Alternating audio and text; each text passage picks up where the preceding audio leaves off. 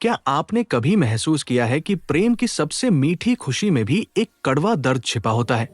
एक ऐसी रात जब मारवाड़ की रेत चांदनी में चांदी सी चमक रही हो, हवा में कोई अनकही सिसकी गूंज रही हो और अचानक एक राजकुमार की चीख पूरे राज्य को थर्रा देती हो।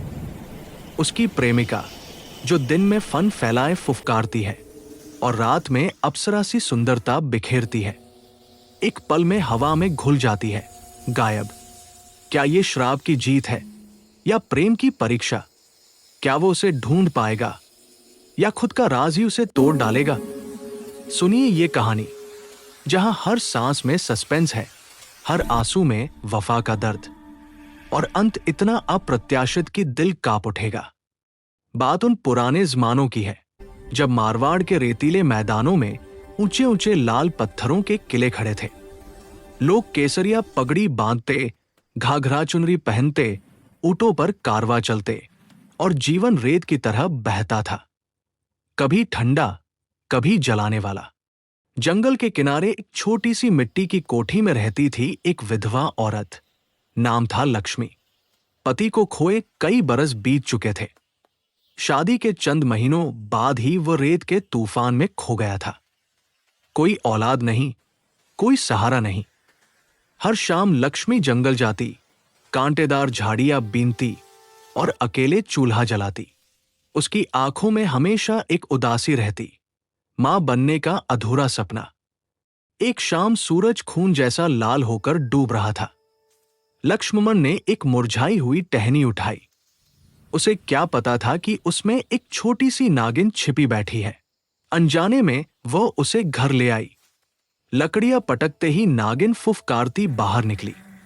उसकी छोटी छोटी आंखें चमक रही थी। लक्ष्मी का दिल धड़क गया, लेकिन उसने उसे मारा नहीं। उसके पास एक पालतू बंदर था जो खेलने लगा। बेचारी इतनी छोटी है, लक्ष्मी ने सोचा। उसके कोई बच्चे नहीं थे, इसलिए ममता ने उसे रोक लिया। उसने नागिन को दूध पिलाया और वह उसके पैरों के पास लेट गई। लक्ष्मी की आंखें भर आई। पहली बार किसी ने उसकी गोद में सांस ली। समय गुजरा। लक्ष्मी ने नागिन को अपनी बेटी की तरह पाला। हर दिन बकरी का दूध पिलाती, रात में गले लगाकर सुलाती। नागिन बड़ी हुई, उसकी त्वचा चमकदार हो गई, आंखों में जादुई चमक। सालों बाद एक पूर्णिमा की रात जब चांदनी कोठी में उतर आई, नागिन ने रूप बदला।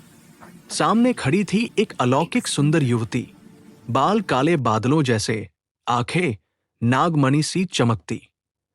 लक्ष्मी रो पड़ी। तू मेरी बेटी? युवती ने गले लगाया। हाँ मां, मैं सुरभि हूं। तुमने मुझे जीवन दिया। मैं इच्छाधारी नागिन हूं। लेकिन सुरभि ने श्राप की कहानी सुनाई। दिन में नागिन, रात में मनुष्य। लक्ष्मी का दिल भर आया। उसकी बेटी पर भी कोई अभिशाप। एक दिन सुरभि ने कहा, मां, मैं विवाह करना चाहती हूं। मारवाड़ के महाराजा जयसिंह के पुत्र राजकुमार विक्रम से। लक्ष्मी घबरा गई। बेटी, ये नामुमकिन है। हम गरीब, वे राजा, और तेरा रूप। लेकिन सुरभि की आंखों में इतना प्यार था कि लक्ष्मी मान गई। अगले दिन वह किले की ओर चली। रेतीले रास्ते धूप की तपिश सहते हुए पहुंची। द्वारपालों ने रोका, अंदर जाने की मनाही है। लक्ष्मी गिड़गिड़ाई, महाराजा से जरूरी बात है। बार बार विनती पर अंदर जाने दिया। दरबार में महाराजा जयसिंह सिंहासन पर विराजमान। लक्ष्मी ने सिर झुकाकर कहा, महाराज, मैं अपनी बेटी के लिए आपके राजकुमार का हाथ मांगने आई हूं। और पहले ही बता दूं, मेरी बेटी एक नागिन है। दरबार में सन्नाटा, फिर हंसी। महाराजा क्रोध से लाल, गुस्ताखी। सिपाहियों ने लक्ष्मी को घसीटकर बाहर फेंक दिया। उसका एक पैर टूट गया, खून बह रहा था। दर्द से कराहती हुई घर लौटी। सुरभि ने देखा तो आंखें भर आई। मां, चिंता मत करो, अपनी नागमणि से पैर ठीक कर दिया। लक्ष्मी रोई, बेटी, तेरे लिए मैं कुछ भी सह लूंगी।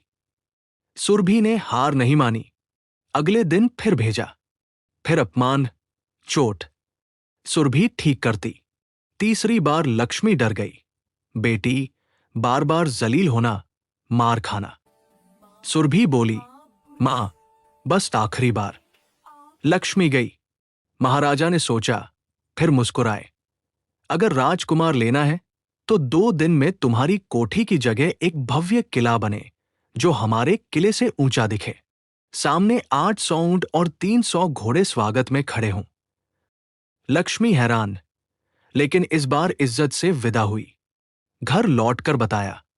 सुरभि बोली, मां, बस इतनी सी बात, कल सुबह हो जाएगा। आधी रात सुरभि बाहर निकली। चांदनी में मणि लेकर बोली, मेरी कोठी सोने का किला बन जाए, सामने ऊंट घोड़े तैयार हों। पल में किला खड़ा हो गया। मीनारें आसमां छूती, दीवारें जवाहरातों से जड़ी। सुबह महाराजा की रानी जगाती है, उठिए, बाहर देखिए। महाराजा देखते ही आंखें फटी रह गई। रातों रात जादू? रानी बोली, हकीकत है। महाराजा रो पड़े। मजबूरी में अपने इकलौते पुत्र विक्रम का ब्याह सुरभि से करना पड़ा। बारात भव्य, ढोलन गाड़े, ऊंट घोड़े। विक्रम ने बिना रूप देखे ब्याह लिया। पहली रात कमरे में सुरभि आई। आधा शरीर नागिन जैसा, फन फैला। विक्रम चीखा, पीछे हटा। तभी दिव्य प्रकाश। सुरभि ने सुंदर युवती का रूप लिया। विक्रम की सांस रुक गई। तुम इतनी खूबसूरत? सुरभि बोली, ये राज गुप्त रखना। अगर पति ने किसी को बताया तो मैं अज्ञात कैद में चली जाऊंगी, हमेशा के लिए। विक्रम ने वादा किया। तुम्हें क्या नाम पुकारूं? सुरभि। उस रात दोनों घंटों बातें करते रहे। विक्रम ने अपना राजसी जीवन बताया, सुरभि ने श्राप की कहानी। प्रेम की पहली किरण जगी। कुछ दिन खुशी से गुजरे। विक्रम सुरभि के साथ रेत पर घूमता, उसे कहानियां सुनाता। सुरभि लक्ष्मी को मां कहती, लेकिन महाराजा रानी को संदेह। सिपाही भेजा, सब ठीक लगा। फिर भोज पर बुलाया। रानी ने इशारों में दुख जताया। विक्रम बोला, मां, मैं खुश हूं। पहली बार। 1 महीने बाद धनी सेठ की शादी। सुरभि बोली, तुम पहले जाओ, सूरज ढलते इंसानी रूप में आऊंगी। राज मत खोलना। विक्रम गया। उत्सव भव्य, नाचगान, मिठाइयां। सुरभि आई, उसका तेज देख सब मुग्ध। रानी बोली, काश हमारी बहू ऐसी होती। विक्रम का दिल टूटा।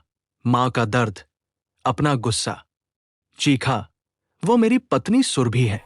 सुरभि गायब। विक्रम पागल सा ढूंढता रहा। रानी पूछी, वो रो पड़ा। मां, तुम्हारी वजह से मैंने राज खोल दिया। रानी रोने लगी, मेरा बेटा, मैंने अनजाने में तुझे मार डाला। विक्रम ने राज त्यागा। नंगे पांव रेगिस्तान पार करने निकला। भूखा प्यासा, रातों में सुरभि की याद में रोता। 4 दिन बाद एक ओएसिस पर बूढ़ा मिला। उत्तर जाओ, इंद्रदेव मिलेंगे। विक्रम पहुंचा। फिर वरुण देव, समुद्र पार।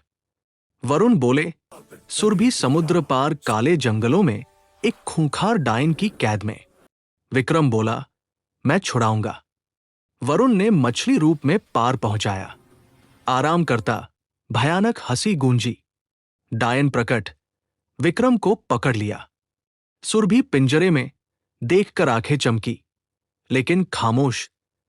डायन बोली, शिकार जाऊंगी, भागे तो कच्चा खा जाऊंगी।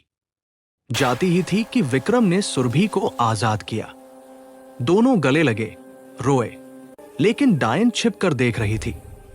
शाम लौटी, हिरण का मांस खिलाया। अगले दिन सुरभि से, इंसानी मांस पकाओ। सुरभि घबरी। विक्रम ने शेर मारा, अपना खून मिलाकर पकाया।